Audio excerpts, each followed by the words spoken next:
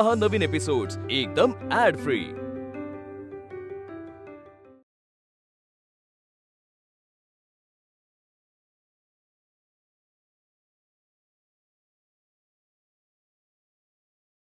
गेला गेला माझा आनंद गेला।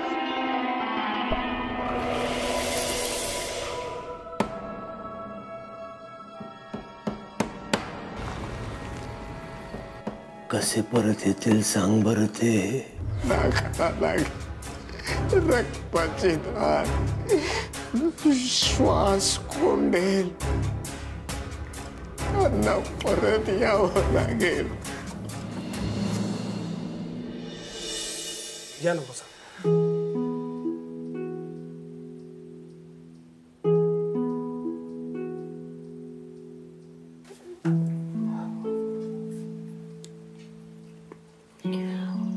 द्या मी करते। सॉरी। नाही ते हॉस्पिटलमध्ये सवय असते ना आम्हाला। बाबा तुम्हाला काल न सांगता मुंबईला घेऊन जाणार होतास? बाबा इकडे माझ्याकडे बघ। तू नर्वस झालास की आय कॉन्टॅक्ट अवॉइड करतोस। म्हणजे तू मला खरंच घेऊन जाणार होतास? मी आलेच। बाबा काहीतरी विचारतेय मी। तू मला न सांगता इकडे आलीस ते चालतं, आणि मी तुला न सांगता परत मुंबईला नेलेलं चालत नाही। हा कुठला न्याय? एक मिनिट, मी तुला न सांगता आलेच नव्हते। खूप फोन ट्राय केले होते मी तुला, पण तुझाच फोन स्विच ऑफ होता। आणि मग शेवटी मला व्हिडिओ मेसेज करावा लागला। मला ह्याच्यावरती आर्ग्यू करायचं नाहीये। मी तुझा बाप आहे, तुझ्यासाठी जे योग्य वाटतं ते मी करणार। त्यासाठी मला कुणाच्याही परवानगीची गरज नाहीये, कळलं? आणि मी हे तुझ्या काळजीपोटीच करतोय। बाबा जशी तुला माझी काळजी वाटते ना, तशी आजोबांना तुझी काळजी नसेल वाटत। इतक्या वर्षांनी भेटल्यास तू त्यांना नसेल वाटत काळजी? जसं मी तुला न सांगता गेले म्हणून तुला त्रास झाला, तसंच तूही न सांगता गेलास तर त्यांना त्रास नाही होणार? तुझं लॉजिकच कळत नाही मला। मला झालेला त्रास तुला चालत नाही, पण मग तुझ्या बाबांना झालेला त्रास तुला कसा चालतो? जशी मी तुझी मुलगी आहे तसं तूही त्यांचा मुलगा आहेस ना। आणि तू जर असा वागलास तर त्यांना किती त्रास होईल? बाबा तूच म्हणतोस ना, मुलं कशीही वागली तरी बापाचं प्रेम कधीच कमी होत। काही गोष्टी न कळण्यामध्ये तुझं भलं आहे, कसं कळत नाही तुला?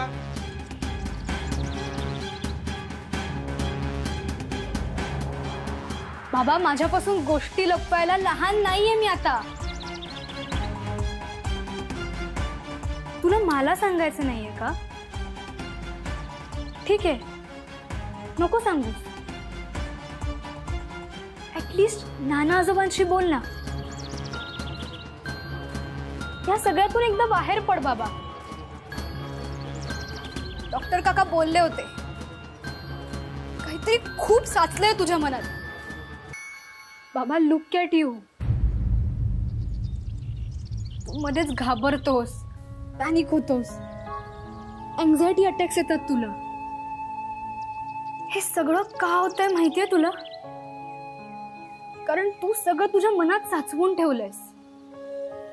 तू असं नाहीयेस रे। तू माझं एकदा ऐकशील? फक्त एकदा माझ्यासाठी नाना आजोबांशी बोलशील?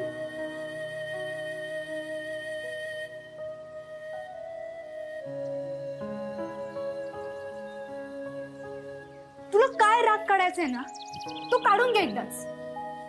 बाबा आपलं ठरलंय ना, काहीही झालं तरी छान स्माइल करून बाय म्हणायचं।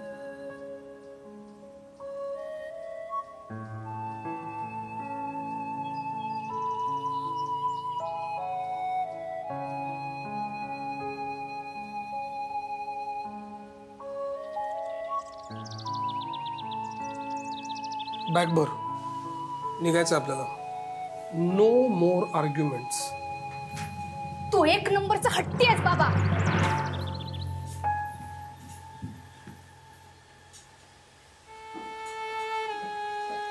सॉरी, मी तुमच्या फॅमिली मॅटरमध्ये बोलायला नको खरं तर, पण शर्वरी म्हणते ते बरोबर आहे. तुम्ही एकदा नानांशी बोलून बघा. माझ्या सासूबाई नेहमी म्हणतात की जे होतं ते चांगल्यासाठीच होतं. आता मी तुम्हाला पहिल्यांदा फोन केला नानांबद्दल सांगायला, तेव्हा तुम्ही रॉंग नंबर म्हणून कट केला होता फोन. तेव्हा तुमच्या मनात पण नव्हतं इथे यायचं, तरी तुम्ही आलात.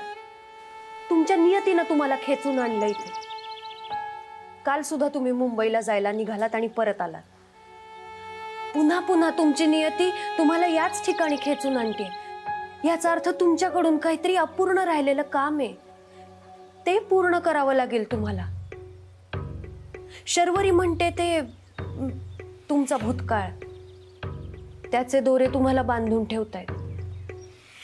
एकदा का तुम्ही ते काम पूर्ण केलं, ते दोरे कापून टाकले, की मग तुम्ही पुढे जायला निश्चिंत व्हाल. कदाचित नियतीनं दिलेली संधी आहे ही तुम्हाला. या वाड्याचा, इथल्या माणसांचा निरोप घ्यायची अखेरची संधी. ती पोरगी जीवाचं रान करतेय तुम्हाला बरं वाटावं म्हणून. तिच्या प्रयत्नांसाठी तरी एकदा नानांना भेटा.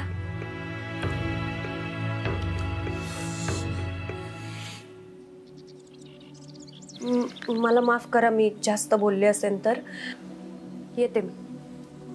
एक मिनिट.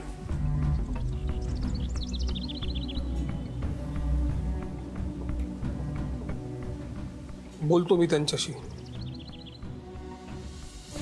तोवर तुम्ही थांबाल का शर्वरीपाशी?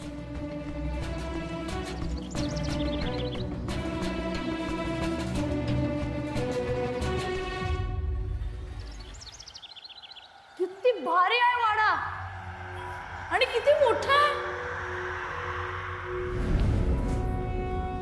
आजपासून ही माझी रूम. नाही, ही माझी खोली. नाही, ही माझी रूम. नाही, माझी म्हणजे माझीच खोली. अरे काय भांडताय दोघं? आल्या आल्या काय भांडणं चालले? अनंता, जा बरं बाबांना बोलून आण. जेवायची वेळ झाली आहे म्हणा. चालेल, माझी रूम आहे. अरे अनंता, पानं वाढलेत रे. चल जेवायला लवकर, नंतर खेळत बस. ए अंतू, अरे कुठे गेलायस तू? ए अंतू, अरे सांग ना कुठे लपलायस? हे बघ, चंद्रविलासच्या बाहेर लपायचं ठरलं नव्हतं आपलं.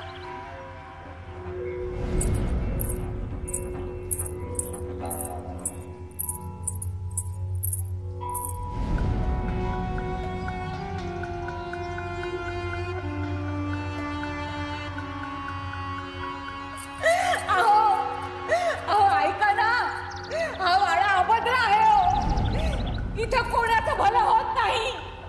अहो ऐका ना माझं. अहो चला ना हा वाडा सोडून.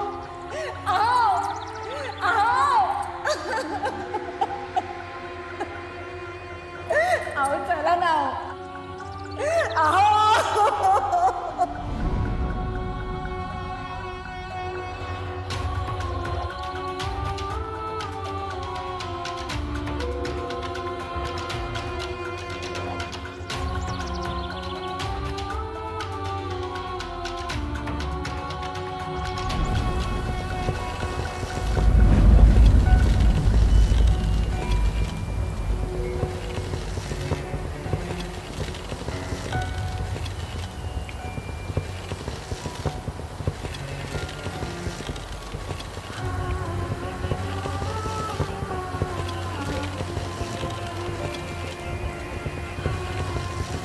अग्नि स्वाहा अग्निय इदम मम अग्निकांड यज्ञ भूतो यक्ष राक्षस पनंगा.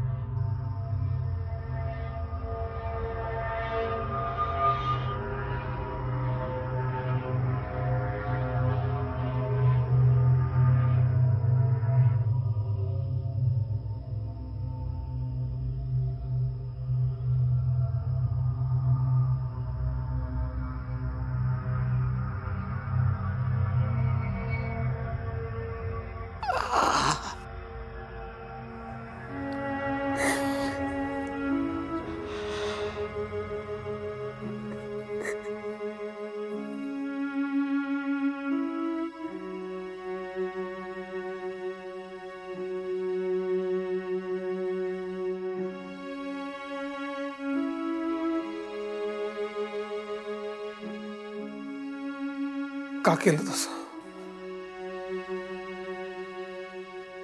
का केलं?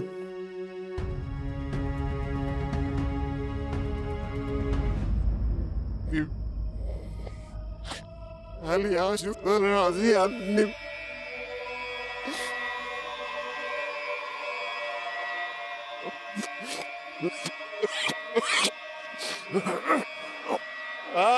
asiadni. aliás, asiadni.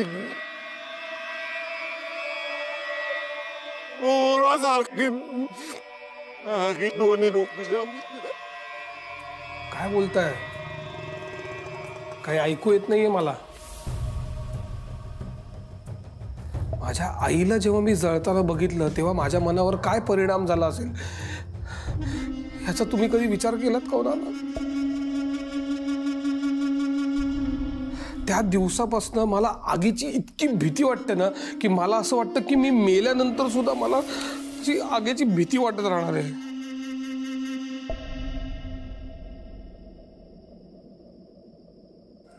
इकडे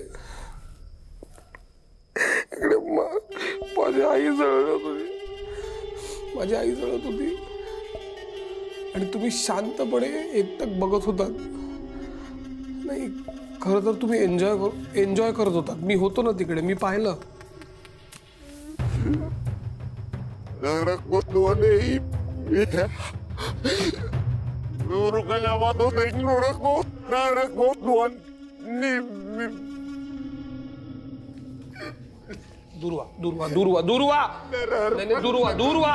दूरवा पहिले. तुमचा घाणेरडा स्पर्श नकोय मला. तुमचा घाणेरडा स्पर्श नकोय मला.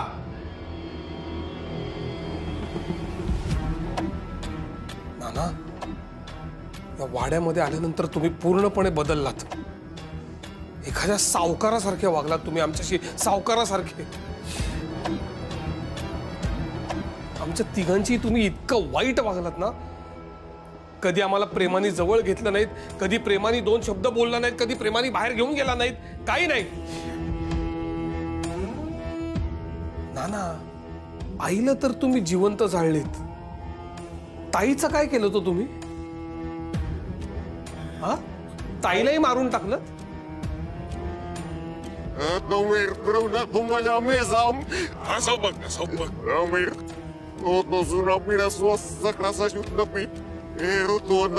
काय बोलताय तुम्ही?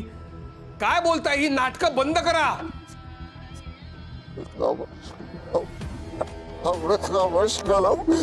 माफ?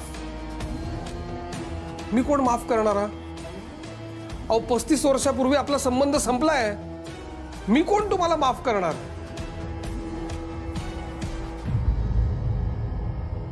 एक चूक मात्र माझ्याकडनं झाली, ती मला कबूल करायची.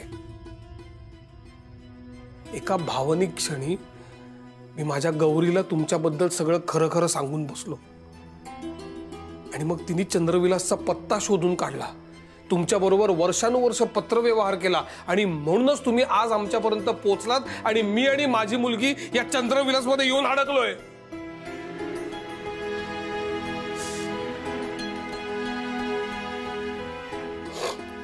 ऐका नाना,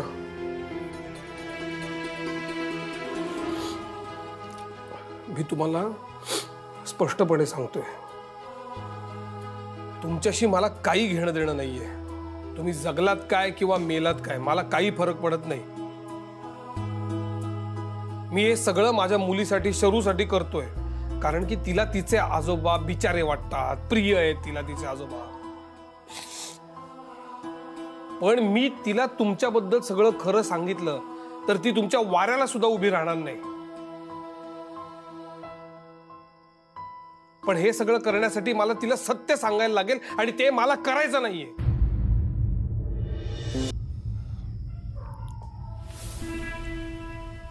नाना, शर्वरीला तिचे आजोबा हवेत. तुमच्याशिवाय ती या वाड्याबाहेर येणार नाही. त्यामुळे माझ्याकडे फक्त एकच पर्याय आहे, तुम्हाला या वाड्याबाहेर काढणं. नाना, तुम्ही आमच्या बरोबर मुंबईला यायचं. ऐकून घ्या, 2 दिवस मी तुम्हाला हॉस्पिटलमध्ये ॲडमिट करणार, 2 दिवस. आणि त्याच्यानंतर मी तिला सांगणार तुम्ही गेलात म्हणून. पण काळजी करू नका, शेवटपर्यंत तुमची व्यवस्था मी अत्यंत चोख करेन. त्याच्यानंतर प्लीज आम्हाला भेटण्याचा प्रयत्न करू नका. तुम्ही तुमच्या मार्गाने मोकळे, आम्ही आमच्या मार्गाने मोकळे. तुमचा आणि आमचा कायमचा संबंध संपला. तुम्ही तुमचे वेगळे, आम्ही आमचे वेगळे.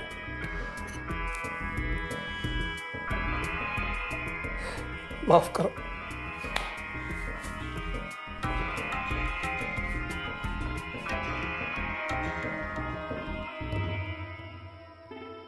नरहर पंतामुळे माझं बोलणं तुझ्यापर्यंत पोहोचत नाही रे अनंता.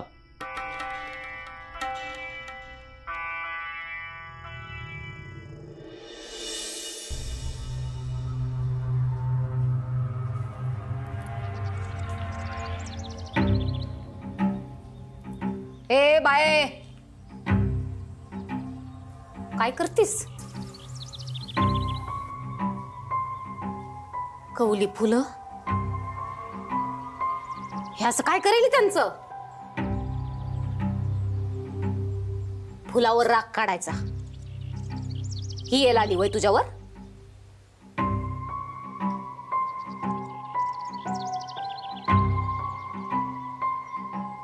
माई फुलं आबुली आबुली होऊनच मिली. जंगल म्हणताय ना, माणसं वाईटच असतात. आय एम सॉरी, नकळत झालं ते, मुद्दाम नाही केलं मी, खरंच सॉरी. म्हणलं होतं ना मला शिवायचं नाही ते. मी कुणाला शिवत नसतंय आणि कुणी मला शिवायचं नसतंय. तारा, कशाला उगीच चिडचिड करतेस ग? आधीच ती दुखावलीये बिचारी. समजून घे जरा तिला. गलतील पानं, जलतील मन. बिचारी बापाच्या रागाची शिकार बनती. तारा, बास आता. तू नको त्यांच्यात पडूस. त्या महाजनांना काय त्रास होतोय आपल्याला काय माहित. असं उगीच कुणी कुणावर रागवत नसतं. नक्कीच काहीतरी वाईट घडलं असणार. पण आता ते त्यांनी विसरायला हवं. शर्वरी, सगळं नीट होईल. हं, आता तुझा बाबा गेलाय ना नानांच्या खोलीत त्यांना भेटायला. बघ, त्या दोघांच्या मनावरचं ओझं कमी होईल. बाप लेकाचं नातं असंच असतं. फार काळ नाही राग धरतायत. बाबा खरंच गेलाय बोलायला? हो मग.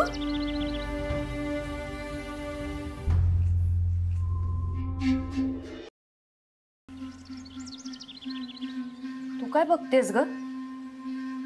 वतील सुखी की फुटल ज्वालामुखी? जमिनीच्या पोटात काय काय घडतंय हे वरून चालणाऱ्याला दिसत नसतंय. पाखरं अशी उलटी उडायला लागली, कुत्री अशी विकृत आरडायला लागली ना, का समजतंय मग सगळं. भूकंप होऊन जमीन फाटणार का वादळ येऊन रान जलणार? फुटणार, जमीन फुटणार, भूकंप होणार. काही नाही शर्वरी, तू लक्ष देऊ नकोस. आपण आज जाऊया का? हा, नानांच्या खोलीत थोड्या वेळाने जा. हा, तोपर्यंत ते दोघं शांत झालेले असतील ना, मग जा. चल.